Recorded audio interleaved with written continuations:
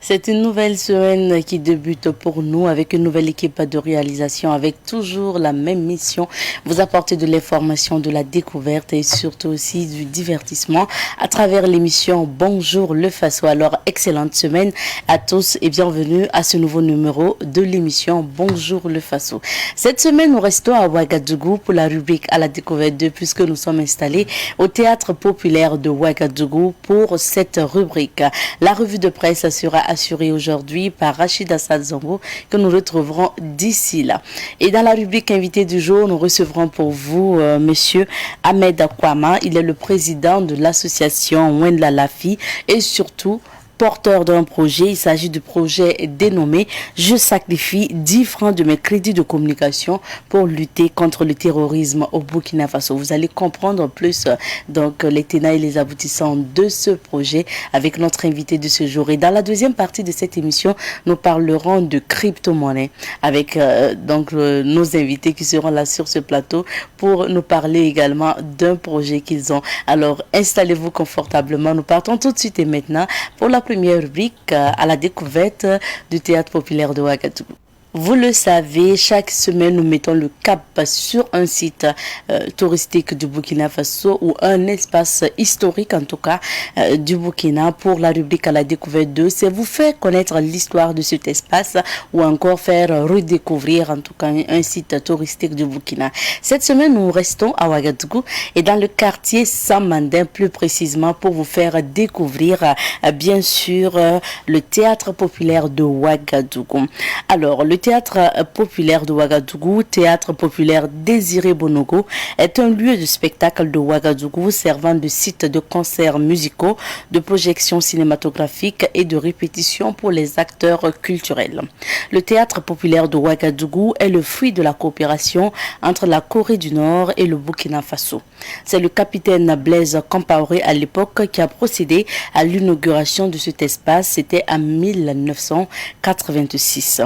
Il se dit que le capitaine Thomas Sankara se rendait au théâtre populaire pour jouer de la guitare. Désiré Bonogo était un intrépide défenseur de la culture et c'est pour sa mémoire justement que son nom a été donné au théâtre populaire, donc théâtre populaire Désiré Bonogo. Par ailleurs, la salle des artistes du théâtre était dédiée à la mémoire de 6 musiciens de la police nationale qui ont trouvé la mort avant l'inauguration du théâtre populaire. Le théâtre populaire est une structure de 4500 mètres carrés, comprenant un bâtiment principal de 3 salles, une salle de réunion, 2 vestiaires du moins pour les artistes, 2 salles de bain, un écran, une aire de scène et une salle de projection. Le bâtiment extérieur comprend 5 bureaux, un guichet extérieur, des gradins d'une capacité de 2500 places. Le coût global des travaux est estimé à 100 millions de francs CFA. La construction de cet espace a été financée par la Corée. Le théâtre populaire de Ouagadougou est situé dans le quartier Samandin de Ouagadougou, bien sûr. Aujourd'hui, l'espace théâtre populaire a donné son nom au marché qui est juste à côté. Et puis bien sûr, vous reconnaîtrez de quel marché nous parlons. Le marché des motos, tout simplement, qu'on appelle communément théâtre populaire. Mais il faut noter en fait que c'est l'espace théâtre populaire qui est dénommé justement théâtre populaire. Et le nom a été emprunté par justement les marchands de motos qui se trouvent juste à côté. La construction du théâtre populaire était pour répondre aux objectifs de la révolution. Il s'agit de rehausser notamment l'image de Burkina Faso à travers la culture et les artistes. Alors, les artistes prestaient dans cet espace. Malheureusement, dans les années 2000, le théâtre populaire a fermé ses portes pour de nombreuses raisons. Et puis bien sûr, hein, comme vous voyez à travers ces images, c'est un théâtre populaire un peu abandonné qui fait face aussi quand même à des dépôts de saleté.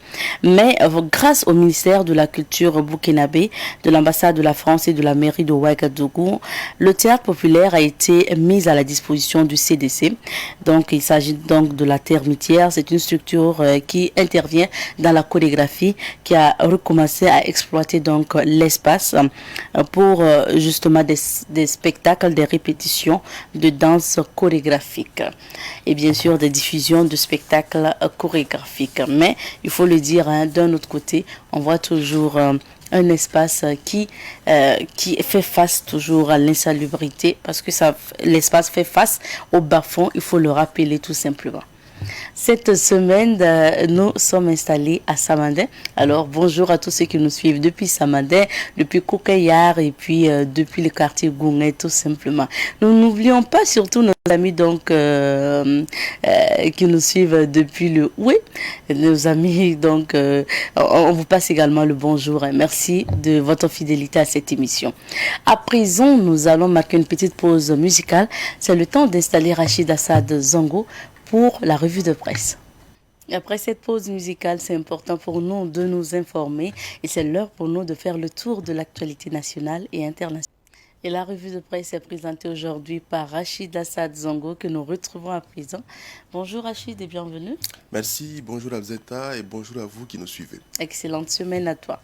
Merci pareillement et ravi on va dire de retrouver à la fois toi et également l'ensemble des téléspectateurs de Savane Média pour ce dernier jour du mois de février. Effectivement. Le temps file. On y va pour la revue?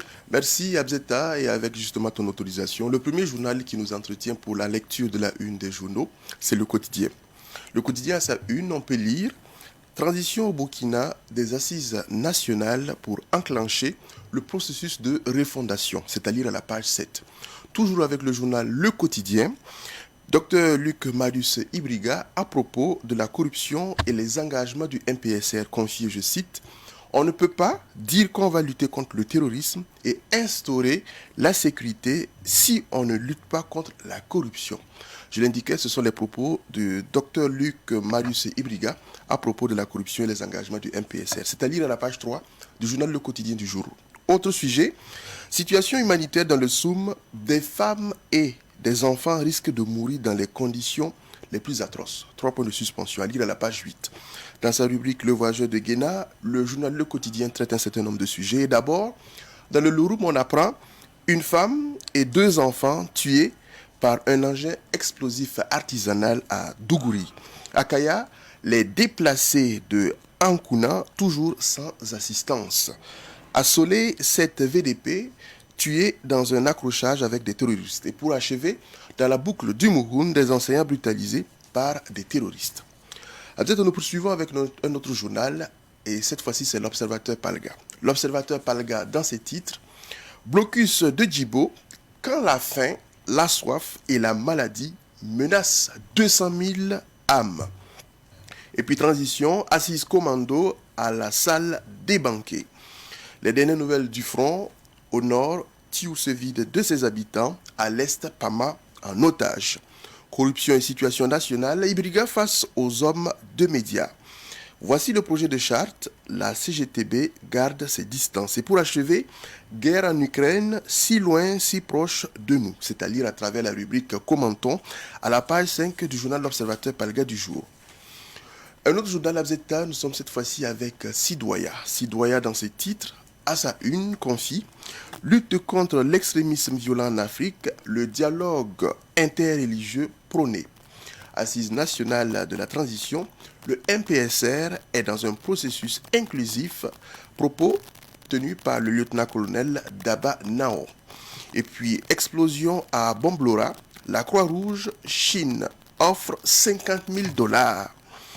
Éditorial, les jalons de la refondation. Et pour achever, lutte contre le terrorisme, le chef de l'État solidaire des blessés et des veuves. C'était les titres pour ce qui est du journal Sidoya. Un autre quotidien Abzeta, nous sommes cette fois-ci avec Le Pays. Le Pays, dans ses titres, revient sur les propos de Luc Marius Ibriga, et je cite, il s'agit bel et bien d'un complot qui a été préparé et exécuté. Luc Marius Ibriga à propos du coup d'État. Et puis transition politique au Burkina. En attendant les amendements, voici le contenu de la charte. Gestion de l'UNPCB. Des membres dénoncent des malversations. Drame d'Inata. La CGTB souhaite que les responsabilités soient situées. Dans sa rubrique Confidence du week-end, le pays nous apprend. Charte constitutionnelle, voici les 27 valeurs et principes soumis à l'adoption des assises nationales. Dabanaon, le lieutenant-colonel, de dire, je cite, l'avènement du MPSR le 24 janvier 2022 ne signifie pas la fin du terrorisme le 25 janvier 2022. Voilà. C'est à lire à la page 16 du journal Le Pays du jour. Et pour achever, à travers la rubrique Actu Foot du journal Le Pays, Algérie, fiasco à la CAN, Belmadi assume ses responsabilités et avance 3 explications. C'était ce que nous apprenons, on va dire aujourd'hui, du moins c'est le journal Le Pays. Quant à aujourd'hui au Faso, lieutenant-colonel Dabanaon, membre du MPSR, après l'adoption de la charte, le président de la transition sera investi dans la foulée. Et puis, dernière minute, investiture de Damiba, reportée au 2 mars. C'est ce que nous apprend aujourd'hui au Faso. Transition au Burkina, charte, mode d'adoption et investiture de Damiba. 600 à 700 militaires de Barkhane redéployés à Tillabéri. Bazoum balise le terrain avec ses compatriotes. Chemin de fer Abidjan-Ouagadougou, Sitaraï a préservé l'activité ferroviaire. Pour achever crise à la FBF, Amadou Traoré exhorte à la mise en place d'un nouveau comité exécutif. C'était ce que nous apprenait aujourd'hui au Faso. Du côté de Bobo Dioulasso, où est édité l'Express du Faso, on apprend, et déjà ce sont les propos d'Adama Sigiré, écrivain, les gens attendent Damiba sur le terrain et non à Kosiam. C'est ainsi que confie Adama Sigiré. Dans sa rubrique Autant le dire, l'Express du Faso nous apprend transition et agenda, tout va se savoir aujourd'hui. Partenariat public-privé, et pourtant Sitaraï a largement œuvré pour la viabilité du réseau. Dans sa rubrique Simple détail, on peut lire attaque contre l'Ukraine, quelle position pour l'Afrique? Amado invite Bansé à former un nouveau bureau exécutif. Filière coton, des producteurs dénoncent une mauvaise gestion. Et pour achever avec l'Express du Faso, au palais de justice de Bobo, on apprend 2 ans de prison requis contre un greffier en chef de Dédougou. Nous poursuivons la lecture de la une des sites en ligne et avec le premier site, ou du moins le site que nous avons pu parcourir ce matin, c'est www.lefaso.net. Et ce site nous apprend insécurité dans le Soum, si rien n'est fait, le Burkina vivra l'une des pires catastrophes humanitaires de son histoire. Propos de Drissa Badini. Crise alimentaire au Burkina, autre propos, les catastrophes d'aujourd'hui résultent des vulnérabilités non traitées hier. C'est selon Isaka Wandago d'Oxfam Burkina. Burkina toujours, il faut que se développe dans la société la culture du refus de la corruption. Propos de Luc Marius Ibriga. École nationale de santé publique, retour sur le processus d'universitarisation. Et pour achever à Bobo Dioulasso, des producteurs de coton dénoncent des malversations au sein de leurs fertières. Abzeta, pour ce qui est de l'actualité hors de nos frontières et toujours sur le continent africain, on apprend qu'au Nigeria, les dates des élections générales de 2023 ont été réajustées. Au Cameroun, terreur à l'école, arrestation d'un enseignant après une scène filmée de torture d'élèves. Au Ghana, divergence au présidium du Parlement. En Côte d'Ivoire, on apprend l'effondrement d'un immeuble du côté d'Abidjan, la capitale économique, qui a fait malheureusement 7 morts. Au Maroc, le pays procède au rapatriement de ses ressortissants du côté de l'Ukraine. Au Kenya, la sécheresse met en péril le secteur de l'agriculture. Au Tchad, une manifestation anti-junte et anti-France dans la capitale Djamena. Et pour achever, on apprend qu'au Comores, un avion transportant 14 personnes s'est écrasé. Abzeta, hors de notre continent, 2 pays essentiellement. En Russie, on apprend que le président Vladimir Poutine annonce l'état d'alerte pour ce qui est de la force de dissuasion nucléaire russe. Et aux États-Unis, Joe Biden va s'entretenir aujourd'hui même avec les alliés pour coordonner une réponse face au conflit russe-ukrainien. Merci Voilà. bien. Merci à toi, Rachid. Et retour sur quelques sujets. Le premier, pour commencer, nous restons au Burkina Faso pour parler de ce projet de charte de la transition qui est connu maintenant depuis le week-end dernier. Qu'est-ce C'est qu'on bien peut cela. retenir comme grand point, en tout cas, de la charte de la transition? Beaucoup de choses peuvent être, on va dire, recensées hein, pour ce qui est de ce document-là. On va dire un document, pour parler en tout cas de la charte, un document qui est une sorte de carte d'identité, une sorte de règlement intérieur, ou sinon, du moins, de statut et règlement intérieur, qui va guider, on va dire, la transition au Burkina Faso. Alors, pour répondre directement à ta question, on pourra dire que déjà à travers le titre 1 de ce projet de charte-là, pour le moment c'est un projet, il faudra que les assises nationales adoptent les 10 documents pour que ça vale. Et comme je le disais, le titre 1 consacre des valeurs et principes cardinaux qui gagent, on va dire, l'engagement et la gouvernance, on va dire, vertueuse. Voilà, c'est plusieurs, on va dire, valeurs et principes qui sont cités comme ça. Et il énumère également, toujours le titre 1, les missions de la transition basées fondamentalement, on va dire, sur la lutte contre le terrorisme, le renforcement de la gouvernance, incluant bien sûr la lutte contre la corruption. Et également l'assainissement de la vie politique et la réalisation, on va dire, de la réconciliation nationale.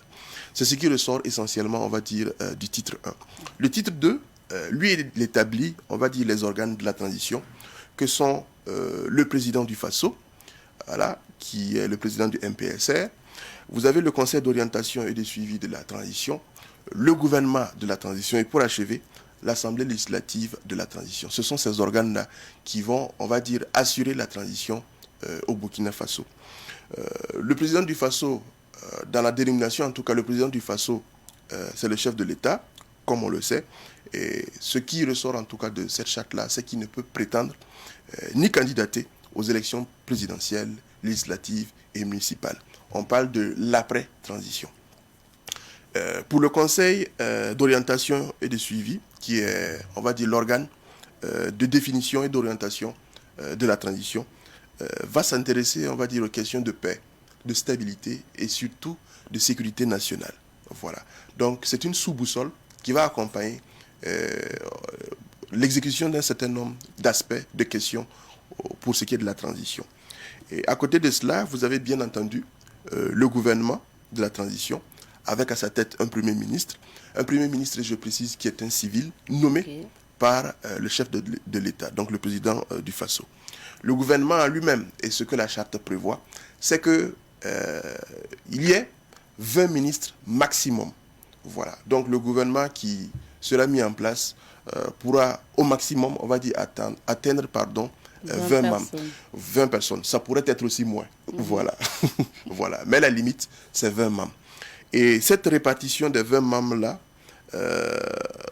va, on va dire, dans le sens de ce que le chef de l'État va justement prévoir. Le dernier organe qui est, on va dire, l'Assemblée législative de la transition, est, on va dire, de façon plus précise, est un organe plus hétérogène. Voilà. Dans le sens où il y a plusieurs composantes qui, on va dire, représentent cet organe-là. Et ça va un peu pratiquement de façon analogue à l'Assemblée générale, du moins l'Assemblée nationale que l'on connaît. Je dis bien à peu près, parce que ce qu'on connaît avec l'Assemblée nationale de façon classique, les députés, voilà, ça n'a rien à voir avec l'Assemblée législative de la transition. Ce sont des députés, je ne sais pas s'il faudrait les appeler ainsi, mais en tout cas, ce sont les membres, on va dire, de l'Assemblée dite législative. Et pour ce qui est justement de cet organe-là, la charte précise qu'ils sont au nombre de 51 membres. 51. Voilà, répartis entre des personnalités désignées par le chef de l'État, qui sont au nombre de 13. 13 également personnalités pour ce qui est de, on va dire, des partis non affiliés, les mouvements politiques qui sont, on va dire, désignés par les forces vives des régions. Vous avez 10 représentants des partis et mouvements politiques, notamment pour ce qui est de l'APMP, vous avez 4 personnes. Pour le CFOP également, vous avez 4 personnes. Un pour l'ONA, l'opposition non affiliée, et puis un autre membre pour pratiquement, on va dire, les autres partis. Pour ce qui est, on va dire, des forces de défense et de sécurité, il y a également une représentation de 8 personnalités. Et pour achever, vous avez les OSC, 7 personnes pour ce qui est de la représentation des OSC. Et la charte précise que le mandat de ces personnes-là est gratuit. Voilà. Mais les personnes qui sont concernées percevront des indemnités, notamment des indemnités de session. Voilà. Donc, je ne sais pas, comme je l'ai dit, hein, s'il faut les appeler des députés, mais on devra considérer que ce sont des députés puisqu'ils vont jouer le rôle des députés. Voilà. Donc, ce qu'on sait déjà, c'est qu'il y a moins de place, donc il n'y a pas beaucoup de place à se disputer. Bon, qu'à cela ne tienne, je pense que l'esprit, en tout cas de la charte, est à saluer, très franchement. Maintenant, dans la mise en œuvre, il faudra que deux choses. Voilà, il faudra que dans la mise en œuvre, on puisse avoir véritablement des personnes qui prennent véritablement en compte les valeurs et principes qui sont cités dans le titre 1 de la charte. Voilà. C'est une batterie, on va dire, de valeurs et de principes. Et il faudrait que toutes les personnes, que ce soit le chef de l'État jusqu'au dernier organe de la transition, que toutes ces personnes, toutes ces ressources-là qui vont assurer la gestion de la transition, soient des personnes qui soient imprégnées, ancrées dans ces valeurs et principes-là. Je pense que c'est en cela que la transition même va bien se passer. L'autre chose, beaucoup de spéculations en cours aujourd'hui, notamment pour des aspects en lien avec, d'abord, on va dire la durée de la transition. On parle de 30 mois. On parle également de la gratuité pour ce qui est du mandat des, entre guillemets, députés, pour ce qui est de l'Assemblée législative de la transition. Je pense qu'à cela ne tienne, où nous sommes aujourd'hui, si nous parlons de patriotisme et que il y a des occasions justement pour exprimer ce patriotisme-là et que les gens s'en départissent, cela veut dire qu'en réalité, nous sommes de faux. Voilà. Donc on doit s'inscrire justement dans cette logique-là. Et voilà pourquoi j'ai dit je salue l'esprit de cette charte-là. Si, pour achever, à côté, on va dire, pour l'exécution, notamment pour ce qui est des différents organes, nous avons des personnes qui soient ancrées, on va dire, dans une certaine, je ne dirais pas éthique, mais en tout cas une certaine morale, pour permettre, parce que les défis sont majeurs. Quand on parle de la lutte contre la corruption, c'est un défi. Quand on parle de la lutte contre le terrorisme, c'est également un défi. Et si les uns et les autres viennent et n'en font pas véritablement un challenge, je pense que ce n'est pas évident. Si aussi des personnes mal intentionnées, parce que vous n'êtes pas sans savoir que pour ce qui est de certains organes, il y a aussi des représentations pour ce qui est des partis politiques et autres. Il ne faudrait pas qu'on soit toujours emprunt derrière, parfois, on va dire, les intérêts que l'on montre au vu au-dessus des gens, que derrière cela, il y ait, on va dire, des intérêts inavoués qui soient préjudiciables à l'intérêt général. Donc, on espère véritablement que cela ne va pas, en tout cas, se ressentir et que tout va se mettre du moins en place pour permettre que les choses se passent au mieux et que le délai qui a été justement proposé soit respecté.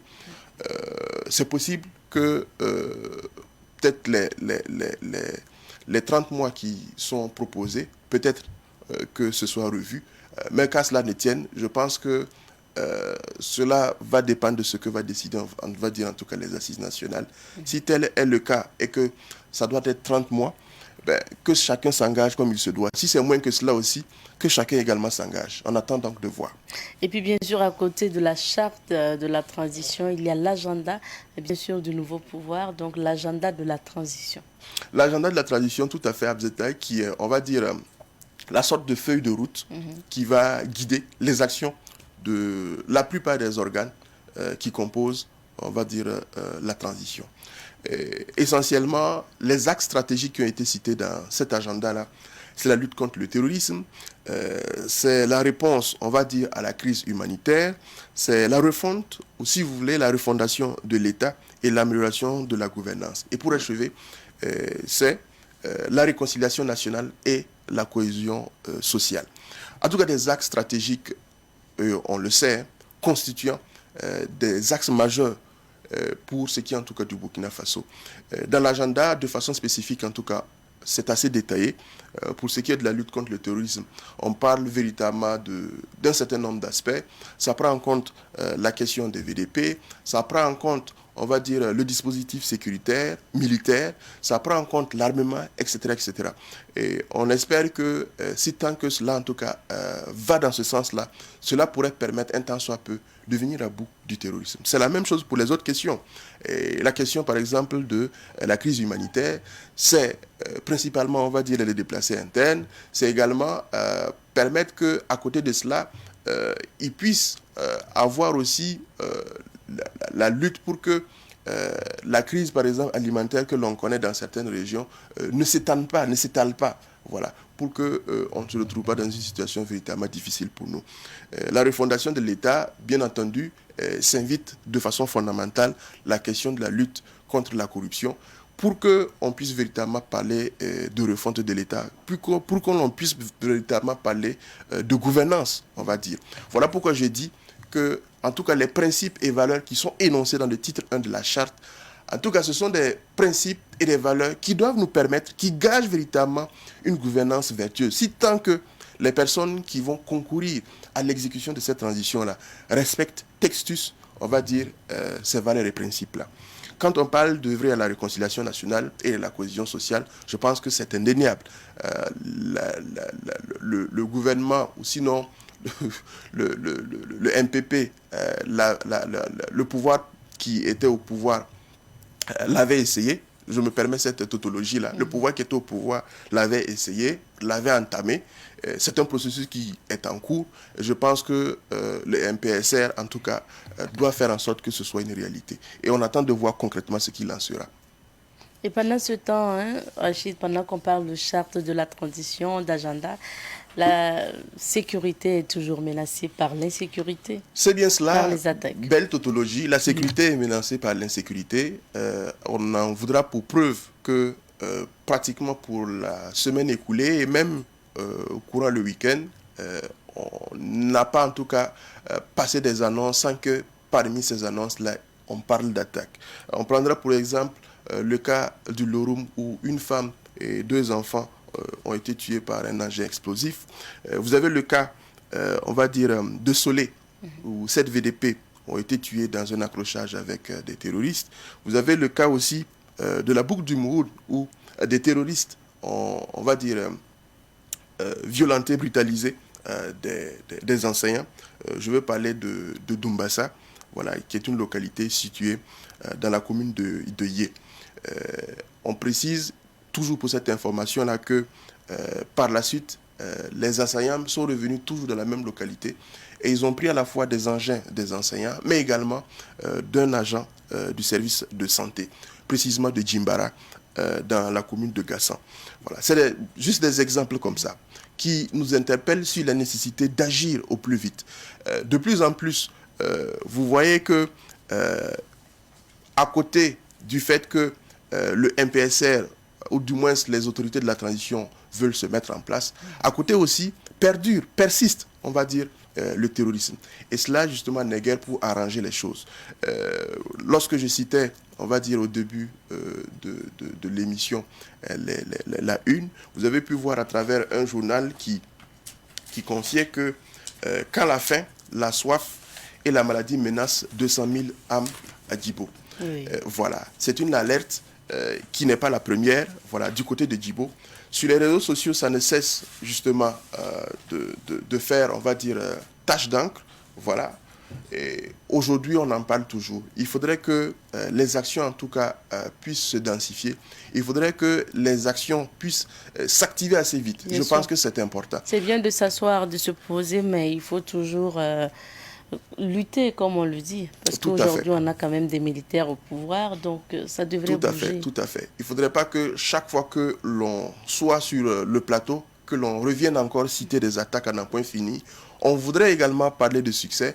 Et tant qu'il n'y en aura pas, ce serait difficile justement d'en parler. On espère que je ne dirais pas si c'est un coup de gueule ou un cri de cœur, mais en tout cas, on espère que cette interpellation-là va justement servir pour que des actions concrètes soient entreprises, pour qu'on limite au maximum les attaques. On parle d'attaques.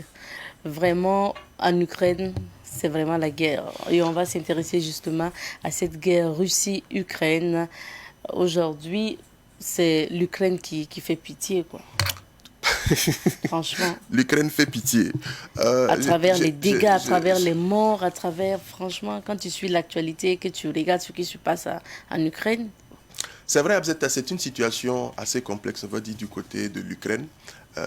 Une situation qui n'est pas sans répercussion, à la fois pour les pays aux alentours de l'Ukraine, mais également bien au-delà, pour parler du cas de l'Europe de façon générale, et pourquoi pas l'Afrique et les autres continents. Mais déjà, où ça chauffe, et on peut le dire, c'est bien sûr en Europe. Voilà. Avec cette crise russo-ukrainienne, on se retrouve particulièrement dans une situation où aujourd'hui c'est ce qui fait l'actualité du côté de l'Europe. L'Union européenne est actuellement en entretien avec l'ensemble de ses membres. Le Conseil de l'Europe, c'est pareil. Au sein des différents pays, la Pologne, la Roumanie, etc., c'est pratiquement, on va dire, le sujet central qui fait l'objet d'attention. Et aujourd'hui, on parle, aujourd'hui c'est drôle, hein, voilà, parce que d'habitude c'est en Afrique que l'on fait référence à ce genre de situation. Aujourd'hui on parle de réfugiés ukrainiens, aujourd'hui on parle de déplacés ukrainiens. Et cela justement fait penser et dire que ça n'arrive pas qu'aux autres quand on parle de guerre. Et ce qui en tout cas, on pense, pour cette situation, devrait intéresser les uns et les autres, c'est d'abord les populations. Voilà. Parce que dans une guerre, collatéralement, c'est les populations qui en pâtissent. Et le plus même. Voilà. Aujourd'hui, on parle de plus de 100 000 personnes qui ont fui l'Ukraine. Des personnes qui sont, on va dire, à la fois ressortissantes de l'Ukraine, mais également des ressortissants étrangers. Et parlant de ressortissants étrangers, vous avez des Africains. J'ai pu voir un témoignage d'une famille sénégalaise hier sur une chaîne de télé. Une famille sénégalaise qui était en pleurs parce que n'ayant pas les nouvelles de leur enfant, si on peut le dire. Les dernières nouvelles qu'elles ont eues de l'enfant en question, qui est un étudiant, il était en partance puisqu'il devait traverser la frontière pour rejoindre un pays voisin. Et depuis lors, ils sont sans nouvelles. On se dit que c'est pratiquement presque la situation analogue pour de nombreux Africains qui sont présents en Ukraine. Il y a le cas du Maroc qui a décidé de faire en sorte qu'en tout cas que ces ressortissants regagnent le pays. Et là-dessus, ce qu'ils ont fait, ils ont cassé les tarifs au niveau de la compagnie aérienne nationale, l'ARAM, l'Aéroport Air Maroc, pour permettre justement aux ressortissants marocains de regagner le Maroc. Des initiatives comme ça qui sont prises pour pouvoir justement permettre aux ressortissants des différents pays de regagner leur pays d'origine. Donc là-dessus, je pense que ce qui aujourd'hui importe et que je pense qu'il faut s'attarder, en attendant que les questions diplomatiques trouvent leur réponse, parce que c'est sûr que ça ne va pas finir maintenant, c'est la population. Voilà, ce sont les populations, si vous voulez, de façon générale. Et là-dessus, la communauté internationale et les pays de façon générale devront faire en sorte que les populations soient le moins touchées par cette situation de crise ou sinon de conflit entre la Russie et l'Ukraine.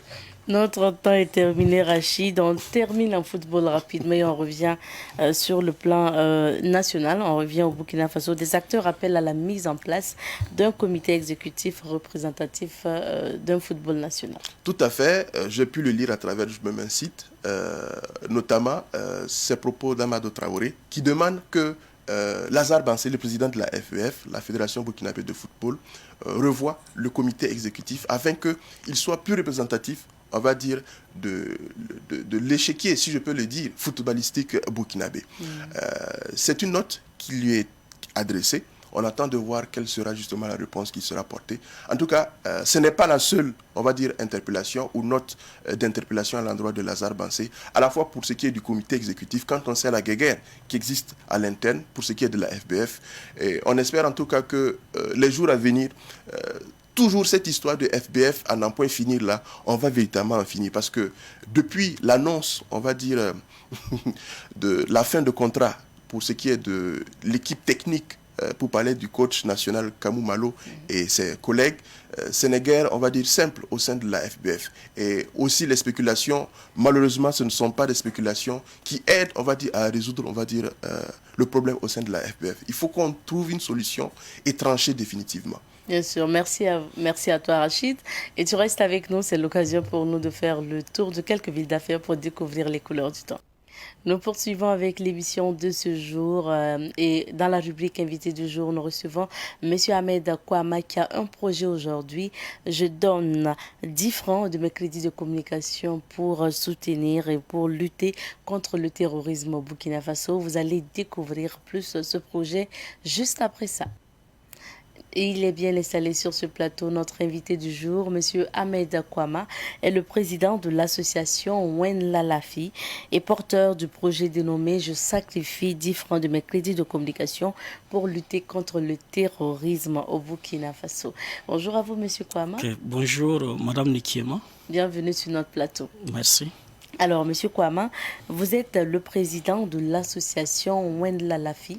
Est-ce que, en plus justement d'être président de cette association, vous faites autre chose? Est-ce que vous pouvez nous parler plus de vous? Ok, merci, merci de me recevoir sur votre plateau. Et aussi, merci pour l'opportunité que vous nous offrez de parler de notre association et aussi du projet. Mais avant de répondre, avant de parler de moi, je voudrais, si vous me le permettez, avoir une pensée pieuse pour les FDS et les VDP qui payent chaque jour de leur vie pour que le Burkina Faso puisse toujours exister. Maintenant, parlant de moi, je dirais, comme vous l'avez dit, je suis président d'association. Également, je suis agent de santé, conseiller de santé, attaché de santé en ophtalmologie et adjudant de police. Donc, assez de casquettes. Hein. Et là, vous vous intéressez au social à travers l'association Wen Lalafi. Est-ce que vous pouvez nous parler de cette association? Ok, effectivement. Il faut dire que l'association Wen Lalafi, c'est une association de santé communautaire très active dans le domaine de la santé oculaire, notamment dans le domaine de l'ophtalmologie, en milieu scolaire et communautaire. Et également, nous intervenons dans le domaine de la communication pour le changement de comportement favorable à la santé, notamment à travers des activités de sensibilisation et de dépistage des cancers de col et de sein de l'utérus. Et quel objectif vous recherchez à travers cette association Wen Lalafi? Ok, l'objectif vraiment c'est rapprocher vraiment les services de santé des populations, c'est-à-dire prévenir les pathologies par la communication pour le changement de comportement et dépister des cas pathologiques, notamment au niveau oculaire, notamment les cas de cataracte, les amétropies chez les enfants, les troubles de la vision en milieu scolaire, et aussi les référer au niveau des services de santé pour une prise en charge. Et aussi, il y a le volet santé de la mère et de l'enfant, qui est une préoccupation de l'association. Donc, c'est pour dire, c'est être proche des populations, identifier ensemble les problèmes de santé qu'ils rencontrent et trouver vraiment des solutions qui requièrent leur adhésion. Et bien sûr, à travers les activités proches des populations. Nous allons parler maintenant de votre projet, un projet dénommé « Je sacrifie 10 francs de mes crédits de communication pour lutter contre le terrorisme au Burkina Faso ». Alors, de quoi s'agit-il concrètement? Ok, effectivement, quand on entend 10 francs de crédit de communication, on veut comprendre beaucoup davantage. Il faut dire que, comme je l'ai dit, l'association Wen Lalafi à la base, c'est une association de santé communautaire. Mais vu le contexte actuel, marqué par le terrorisme, où chaque Burkinabé éprouvé d'une manière ou une autre par le terrorisme, au niveau de l'association, nous avons mis en place un comité de réflexion pour voir comment nous pourrons apporter notre contribution à la lutte contre le terrorisme.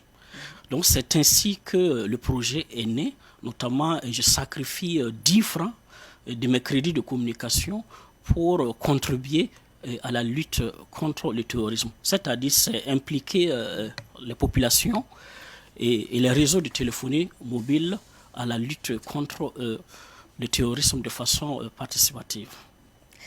Décrivez-nous concrètement, ça va se passer comment? Ok. Il faut dire que il y a d'abord des étapes. Il faut d'abord présenter. Nous sommes à la phase vraiment de communication du projet où nous demandons l'adhésion des populations et que les autorités aussi s'approprient le projet et également les réseaux de téléphonie mobile. Concrètement, ça va se passer. C'est demander vraiment à chaque Burkinabé et détenteur d'une carte SIM active et d'accepter et donner qu'on le coupe une partie de ses crédits de communication, notamment 10 francs par jour, qu'on va reverser dans un compte trésor sous le contrôle des autorités. Et ces fonds-là vont contribuer vraiment à soutenir des secteurs qui luttent contre le terrorisme. Ça veut dire que concrètement, c'est lorsque vous voulez charger votre crédit de communication, c'est à la base au niveau des réseaux de téléphonie mobile que la coupure se fait. Ouais, c'est pour dire que c'est les réseaux de communication là que nous souhaiterions vraiment qu'ils nous accompagnent dans ce processus. C'est pour dire lorsque vous après bien sûr l'adhésion du moins de la population. De la population. Donc à partir des réseaux de téléphonie mobile et ils font la soustraction qu'ils mettent dans un compte connu des autorités, de la population, parce que nous souhaiterons vraiment impliquer les acteurs de la société civile, notamment le RENLAC et puis l'autorité supérieure de lutte contre la corruption pour qu'il y ait la transparence en termes de gestion. Donc c'est pour dire que l'adhérent accepte qu'on coupe ses crédits de communication, qu'on reverse dans un compte trésor et maintenant ces fonds-là vont servir à financer certains projets. Alors, maintenant, couper 10 francs de crédit de communication, on se dit 10 francs par jour, ce n'est pas grand-chose, on peut donner 10 francs. Mais est-ce que vous avez fait les estimations? Est-ce que ces 10 francs réunis peuvent permettre quand même d'avoir une somme importante? Ok, effectivement, oui. Parce qu'en se référant vraiment sur les données mobiles de l'ARCEP, l'ARCEP, c'est l'autorité de régulation des communications électroniques et des postes. C'est la structure étatique et qui s'occupe vraiment des communications électroniques. Donc, en se référant sur les données, on s'est rendu compte qu'il y a plus de 24 millions détenteurs de cartes SIM actives, c'est-à-dire 24 millions de puces qui émettent des communications et des réceptions. Donc, nous nous sommes dit, avec 24 millions, si chaque détenteur de téléphone portable accepte qu'on le sacrifie, accepte sacrifier 10 francs et de crédits de communication, par jour, nous avons 240 millions. Par jour, 240 millions que la population peut contribuer et de façon participative, c'est-à-dire en impliquant toutes les couches socio-professionnelles. Donc par jour, nous avons 240 millions. Et dans la semaine-là, nous avons le milliard. Et au niveau du mois, nous avons 7 milliards. Donc nous nous sommes dit que si la population vraiment adhère au projet, nous pensions que vraiment nous pourrons vraiment accompagner l'État, notamment en termes de recrutement de volontaires, en termes même de prise en charge sanitaire et alimentaire des volontaires pour la défense de la patrie. Et on pourrait même étendre le projet aux orphelins.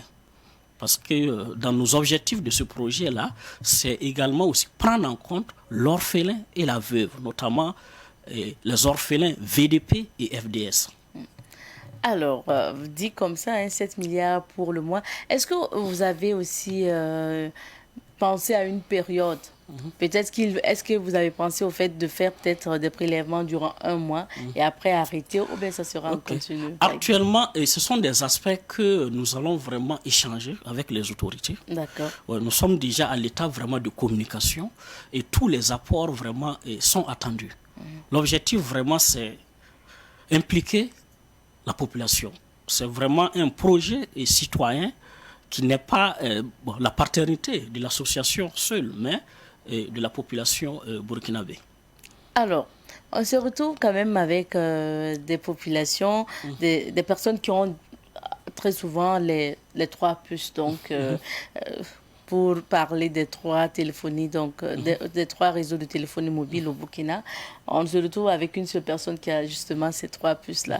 Est-ce qu'il faut prélever pour cette personne 30 francs par jour ou bien 10 francs seulement? Ok, effectivement, dans le cas du projet, c'est ce qui est vraiment prévu, mais tout peut être amélioré. Okay. Comme je l'ai dit, nous ne sommes pas des spécialistes de téléphonie mobile. Nous attendions que les téléphonies mobiles, notamment l'ARCEP, puissent vraiment, en fonction, sur le plan pratique et les aspects techniques, là, nous montrer vraiment la faisabilité pour que nous arrêtions quelque chose de définitif et soumettre à la population.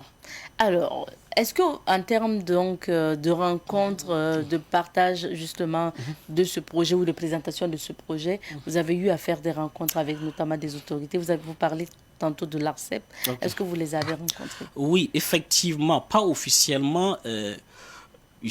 En tant que président de l'association, j'ai eu l'occasion de rencontrer un juriste de l'ARCEP, dont j'ai même adressé une correspondance officielle au responsable de l'adresse de l'ARCEP, dont nous attendions vraiment une audience pour expliquer de long en large sur le projet.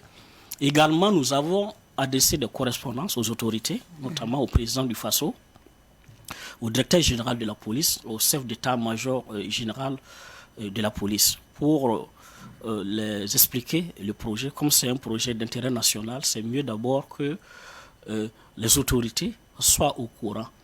Et en termes de retour, juste là, nous avons eu l'occasion de rencontrer le DG de la police, qui a trouvé que le projet était pertinent et qu'il était vraiment prêt à nous accompagner lorsque vraiment le projet sera effectif, de même que l'UNAPOL, qui a déjà donné son accord de principe.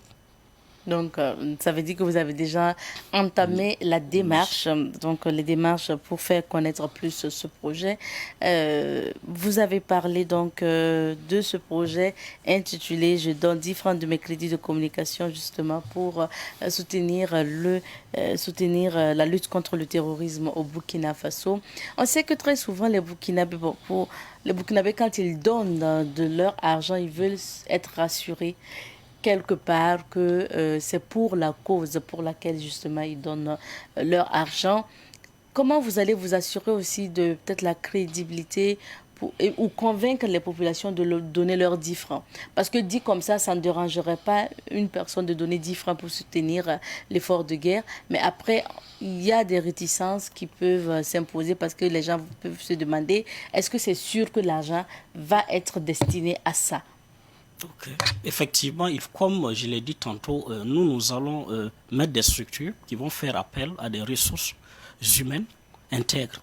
Notamment, l'autorité, l'État sera impliqué. Et nous souhaiterons même que l'État soit vraiment assure le leadership du projet. Et nous allons impliquer vraiment les structures aussi bien de la société civile, notamment le RENLAC, et l'autorité supérieure de contrôle d'État et de lutte contre la corruption pour qu'il y ait la transparence. La transparence. Parce que les valeurs qui sous-tendent ce projet, c'est la transparence, et l'intégrité et le patriotisme.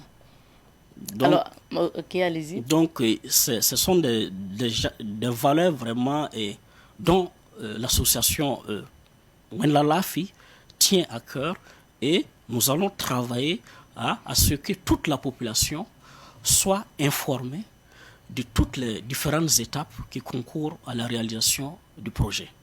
Et quelles sont vos attentes aujourd'hui concernant ce projet? Ok, nos attentes, c'est que les autorités s'approprient le projet, que la population adhère au projet, parce que c'est leur projet, et que les réseaux de téléphonie mobile nous accompagnent dans la mise en œuvre de ce projet. Et aujourd'hui, on sait que le Burkina Faso a un nouveau pouvoir, de nouvelles autorités qui s'installent certainement progressivement. Est-ce que vous pensez que ce projet pourrait quand même porter? Parce que eux également, ils parlent donc d'insécurité, ils parlent de lutte contre le terrorisme. Est-ce que vous pensez qu'avec le nouveau pouvoir en place aujourd'hui, votre projet peut avoir un écho favorable? Oui, effectivement, je suis optimiste, raison pour laquelle nous travaillons vraiment à ce que le projet voit le jour. À notre avis, nous pensons oui, parce que le projet, c'est un projet d'utilité sociale. Et comme on l'a dit, les objectifs essentiels du projet, c'est contribuer notamment le recrutement des VDP, bien entendu, sous le leadership de l'armée, des FDS, et les prises en charge, et aussi les orphelins. Donc je me dis quand même, nous sommes tous des Burkinabés, et l'aspect positif qu'on reconnaît au Burkinabé, c'est le côté social. Donc je suis optimiste que s'il plaît à Dieu, le projet verra le jour. C'est vrai qu'on est au stade de projet pour le moment, mais il faut penser aussi donc à la mise en place si le projet est peut-être adopté, le projet est mis sur pied. Il faut voir aussi comment on approche les populations pour leur expliquer. Est-ce que vous avez pensé à cet aspect? Convaincre les populations. Effectivement. Il faut dire que nous avons prévu des initiatives, notamment la première, c'est la communication. Naturellement, oui, pour faire connaître le projet. Pour faire connaître le projet, notamment nos langues, parce que nos langues, j'aime pas le terme traditionnel, mais nos langues burkinabées. Ensuite, il y a l'aspect étude de sondage. C'est pour dire que les réseaux de téléphonie mobile, s'ils ils adhèrent au projet, pourraient faire une étude de sondage. C'est-à-dire, on prend un échantillon représentatif des 3 réseaux de téléphonie mobile sur la base d'un questionnaire et on va vraiment requérir les opinions des abonnés sur la pertinence du projet, la faisabilité. Et à l'issue de ça, on verra les tendances. D'accord. Donc, il faut bien sûr s'assurer que le peuple adhère, la population adhère. Parce qu'après, on sait que les réseaux de téléphonie mobile ont souvent chaud avec certaines coupures, notamment de crédit de communication. Alors, Monsieur Kwama, on va parler maintenant de vos perspectives. Ok, en termes de perspectives, si le projet arrivait à voir le jour, c'est déjà de prévoir à long terme là des mécanismes, notamment de réinsertion des volontaires pour la défense de la patrie. Parce que notre objectif vraiment, c'est recruter des volontaires. Nous sommes fixés à un objectif de 5000 volontaires pour la défense de la patrie. Donc, cette guerre, nous allons la gagner parce que moi, je suis très optimiste. Et en termes de perspective, c'est prévoir des mécanismes de réinsertion professionnelle des volontaires pour la défense de la patrie, en termes de formation professionnelle. Autre perspective, c'est voir comment nous allons mettre en place des services de santé spécialisés, notamment dans les provinces. Il faut dire que l'association aussi, c'est une association de santé. Qui intervient dans la santé, naturellement. Pour que les populations là soient proches des services de santé spécialisés. Et nous pensions qu'à travers ce projet, c'est possible. Ouais. Selon nos simulations budgétaires sur le projet d'une année, ça tourne autour de 8 milliards. Alors que sur la base des estimations, notamment avec les abonnés, et nous avons 87 milliards si le projet arrivait à voir le jour. Merci bien. En tout cas, en termes d'estimation, on voit que c'est gros et ça pourrait contribuer à lutter contre le terrorisme, comme vous le dites. Alors, on tend vers la fin de notre entretien, donc on va vous permettre un mot de fin. Ok. Mon mot de fin, c'est d'abord remercier Savane Media pour l'opportunité offerte à l'association et dire vraiment à la population que le projet, c'est leur projet. Et également aussi dire que c'est la conjugaison de nos efforts et la complémentarité de nos forces, notamment dans le respect de nos différences, qui va nous permettre d'avoir des succès considérables dans la lutte contre le terrorisme. Et puis donc, vous allez poursuivre toujours la communication donc, sur ce projet et puis les rencontres aussi pour essayer de faire bouger les choses, l'acceptation notamment des autorités. Donc, les populations doivent se tenir prêtes, tout simplement. Oui. Au moment opportun, il faut qu'elles contribuent. Oui, au moment opportun, nous allons vraiment expliquer de long et en large. Merci bien déjà parce que nous, on a bien compris déjà votre idée et merci de nous expliquer ce projet et on va vous souhaiter bon succès. On espère en tout cas que c'est un projet qui va porter fruit. Il s'agit notamment de donner 10 francs de vos crédits de communication pour lutter contre le terrorisme et il faut rappeler que selon M. Kouama, ces 10 francs seront retenus donc à la base au niveau des réseaux de téléphonie mobile et 10 francs par jour pour justement contribuer à lutter contre le terrorisme au Burkina. Monsieur Ahmed Kouama est le président de l'association Wendla Lafi et porteur de ce projet dénommé « Je sacrifie 10 francs de mes crédits de communication pour lutter contre le terrorisme au Burkina Faso ». C'est ici qu'on va s'arrêter pour notre entretien de ce jour. Et pour accompagner notre invité, nous marquons une petite pause musicale, le temps de retrouver d'autres. Nous poursuivons avec l'émission de ce jour et cette fois-ci, nos invités sont bien installés sur ce plateau. Nous recevons pour vous Monsieur Salifou Kindo. Il est le PDG de Texacoin. Vous allez savoir de quoi il s'agit tout à l'heure. Il faut rappeler qu'il est ingénieur informaticien par ailleurs. Bonjour Monsieur Kindo. Bonjour madame. Bienvenue sur notre plateau. Merci beaucoup. Alors vous n'êtes pas venu seul, vous êtes venu accompagné de Messieurs Semde Rachid. Il est expert blockchain et support technique de Texacoin. Bonjour. Bonjour madame. Merci à tous les deux d'être sur ce plateau. Tout de suite, quand on dit Texacoin, crypto-monnaie, blockchain, ce sont des termes techniques, des notions que tout le monde ne maîtrise pas forcément, mais nous allons avoir les explications avec vous tout à l'heure. Mais avant ces explications, dites-nous, Monsieur Kindo, qu'est-ce qui vous a motivé à vous lancer justement dans la crypto-monnaie, à vous intéresser en tout cas à la crypto-monnaie? Merci beaucoup madame pour la question. Et étant ingénieur informaticien depuis plus d'une dizaine d'années, je suis intéressé par toutes les technologies numériques. Okay. Et plus particulièrement les technologies qui ont un grand potentiel de changer le monde. Notamment, je peux parler de l'intelligence artificielle et la technologie blockchain. Alors, c'est en 2021 que le virus m'a piqué. Je me suis formé et je suis devenu développeur blockchain. Développeur blockchain.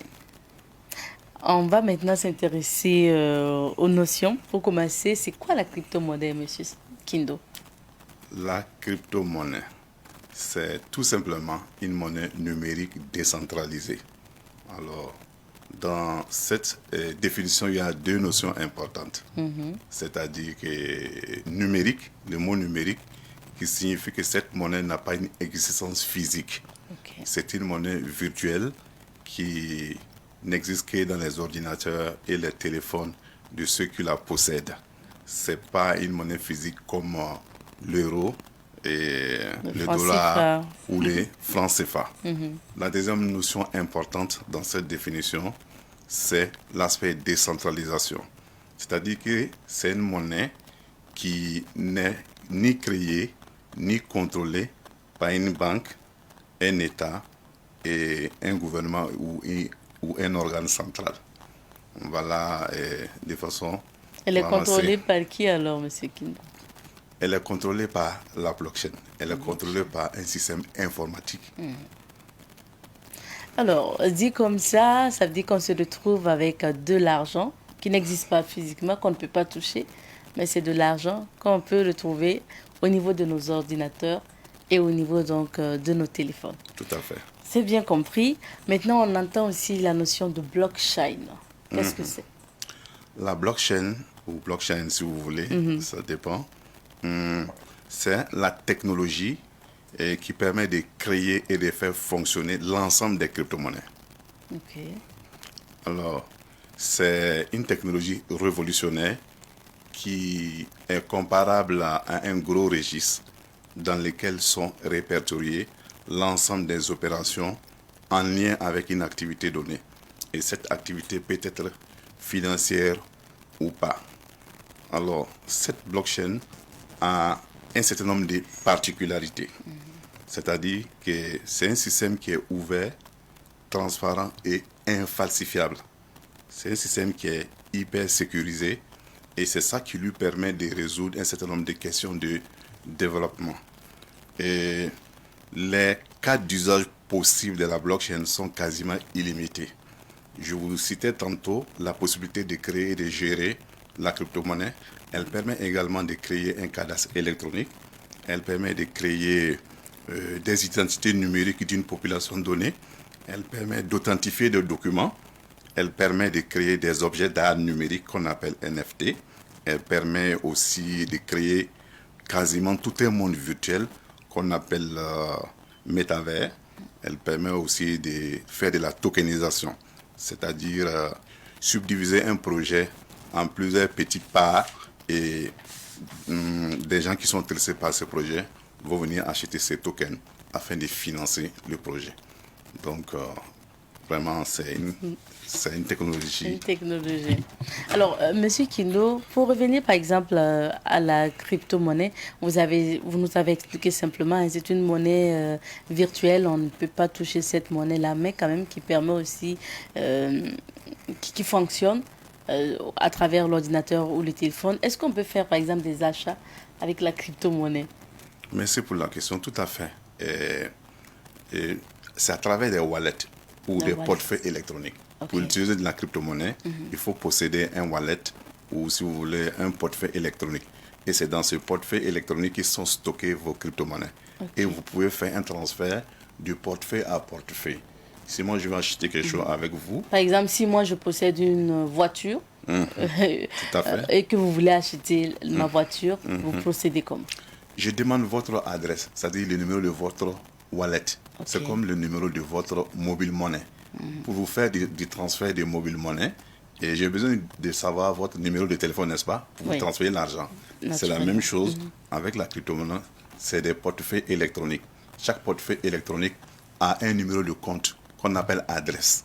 Donc j'ai besoin de juste votre adresse, vous me donnez ça, et à partir de mon wallet, je vous transfère le montant convenu sur votre wallet et ça atterrit instantanément dans votre portefeuille électronique. Et ça gonfle votre chiffre d'affaires et vous avez, vous gagnez plus en crypto-monnaie. Tout à fait. Alors, nous parlions tantôt donc du blockchain. Alors, Monsieur Semde Rachid, vous êtes le support technique donc de Texacoin et vous êtes expert blockchain. Dites-nous quels sont les enjeux de la blockchain. Merci beaucoup, madame. Les enjeux de la blockchain sont colossaux en fait. Les enjeux sont colossaux. Maintenant, bon, la technologie blockchain est la plus grande révolution technologique depuis l'avènement de l'Internet. Elle est source d'un grand nombre d'innovations en cours et à venir. Nous, Africains, on ne peut pas vivre en autarcie technologique. Maintenant, vous savez, le Salvador et la Russie ont reconnu le Bitcoin comme monnaie légale. Quelques clubs de football, tels que le PSG, le Paris Saint-Germain, le PSG, le FC Barcelone et la Juventus ont leur propre crypto-monnaie. La valeur de ces crypto-monnaies est indexée sur les performances du club. Oui, sur les performances du club. Merci beaucoup, M. Kindo. Sur les performances du club. Lorsque l'équipe gagne, la crypto-monnaie prend de la valeur. Les supporters les achètent et spéculent. Ce sont aussi des jetons de gouvernance. Ça permet aux supporters ou bien aux détenteurs de ces tokens-là, de ces crypto-monnaies, de voter sur des décisions prises par le club. Il y a même Messi et Ronaldo qui touchent une part de leur salaire en crypto-monnaie. Ok. Oui. Ça, c'est un exemple que vous prenez. Oui. Maintenant, si on veut l'adapter à chez nous, quels sont les enjeux justement de la blockchain? Je n'ai pas compris la question en fait. Bon, je suppose que vous parliez d'un exemple quand vous prenez l'exemple des footballeurs et des clubs justement européens. Maintenant, on parle des enjeux de la blockchain. Concrètement, qu'est-ce que ça peut apporter? La stabilité en fait. La stabilité pour éviter les inflations. D'une part, les inflations, la stabilité politique, la stabilité, quoi, je ne sais pas comment j'ai dit ça. La stabilité monétaire, tout ça. En fait, il faut noter que non, le potentiel de la blockchain dépasse largement l'aspect finance et la spéculation. Tous les secteurs seront touchés, que ce soit l'immobilier, la presse, la grande distribution et les assurances. l'économie, genre, même la politique en fait. D'accord. Le monde évolue et il faut évoluer avec le monde. C'est ça. Alors, monsieur Kindo, on va parler maintenant de votre projet dénommé Texacoin. Dites-nous, c'est quoi ce projet? Merci pour la question. Pour que l'Afrique ne rate pas une fois de plus les trains par rapport à une technologie révolutionnaire qui est annoncée, nous avons décidé de créer le projet Texacoin. En fait, ce projet, l'objectif est de participer à l'indépendance technologique de l'Afrique. Texacoin est un projet de création d'une blockchain africaine que nous avons baptisé Yenenga. Okay. Ce projet est composé de plusieurs crypto-monnaies que nous avons déjà créées. Et la première, c'est Texacoin, qui est notre crypto-monnaie principale qui donne son nom au projet. Nous avons aussi Sandcoin, nous avons Fasocoin, nous avons récemment créé Ivoirecoin. Alors, Yenenga, la blockchain Yenenga sera le socle d'un ensemble de services financiers et à faible coût, accessibles aux populations à faible revenu. En fait, il a été démontré qu'une bonne partie des populations africaines sont exclues du système financier classique, qui a d'ailleurs montré ses limites. Plusieurs experts sont convenus sur le fait que partout où il y a eu développement, ça a été d'abord précédé par l'inclusion financière. Donc, sans inclusion financière, il n'y a pas de développement. Alors, c'est pour cela que nous, on s'est mis en branle pour créer ce projet afin d'utiliser des solutions nouvelles issues de la technologie blockchain pour participer à booster l'inclusion financière, parce que la moitié des pays africains ont une inclusion financière inférieure à 20%. Donc, l'objectif de ce projet, c'est de créer un ensemble de crypto-monnaies pour lever des fonds afin de créer une blockchain qui s'appelle Yenenga et aussi une académie de formation au métier de la blockchain. Alors, sur la blockchain Yenenga, je le disais tantôt, il va être développé un ensemble de services financiers pour enrôler massivement les populations à faible revenu à rentrer dans un système financier alternatif afin de participer à impulser le développement en Afrique. Ah oui, mais quels sont les avantages justement de ce projet selon vous? Alors, acheter notre crypto-monnaie ou l'une de nos crypto-monnaies donne beaucoup d'avantages. Je vais citer par exemple les retours sur investissement. Et en achetant nos tokens et crypto-monnaies, c'est quasiment la même chose. Oui, ok. Et en patientant jusqu'à ce que les valeurs de ces crypto-monnaies flambent et vous pouvez les revendre et avoir des plus-values conséquentes. Aussi, selon un certain nombre de conditions, on peut octroyer des bonus à ceux qui achètent nos tokens, des bonus allant de 5 à 25%. Aussi, comme l'objectif de notre blockchain Yenenga, c'est de créer un ensemble de services financiers alternatifs, les détenteurs de nos tokens vont avoir des réductions conséquentes dans l'utilisation de ces services financiers basés sur la blockchain Yenenga. Aussi, nos jetons aussi sont des jetons de gouvernance, c'est-à-dire ceux qui détiennent ces différents jetons-là ont des droits de vote sur certaines décisions à l'intérieur du projet. Il y a aussi la redevabilité. Et périodiquement, on fait le point sur l'état d'avancement du projet à tous les détenteurs de nos tokens. Les avantages sont vraiment nombreux. Les avantages sont nombreux. On se demande qui peut souscrire à ce projet, M. Kindo. Alors, je vais donner la parole à mon CMD, collègue CMD. Qui peut souscrire à ce projet? D'accord, merci beaucoup, madame. Qui peut souscrire à ce projet? Toute personne physique ou morale, en fait. La crypto-monnaie représente une très grande opportunité. Une très grande opportunité financière. L'avantage avec Texacoin, c'est que c'est un projet qui a été développé et construit par des experts qui se connaissent et qui ont été et qui se connaissent vraiment et qui ont été dans le domaine pendant très longtemps. Pendant très longtemps. Donc, il y a pas de, ça veut dire qu'il n'y a pas de risque. Parce qu'après aussi, quand les gens veulent se lancer dans la crypto-monnaie ou dans les achats donc, de la monnaie virtuelle, ou par exemple du Texacoin, votre projet aujourd'hui, les gens ont peur aussi des risques après de perdre. Est-ce que vous pouvez les rassurer, M. Kindo? Merci pour la question. Dans tous les investissements, dans tous les domaines au monde, il y a des risques. Même dans l'immobilier, il n'y a pas un domaine d'investissement où il n'y a pas de risques. Il y a des risques de gains qui sont proportionnels au risque de pertes.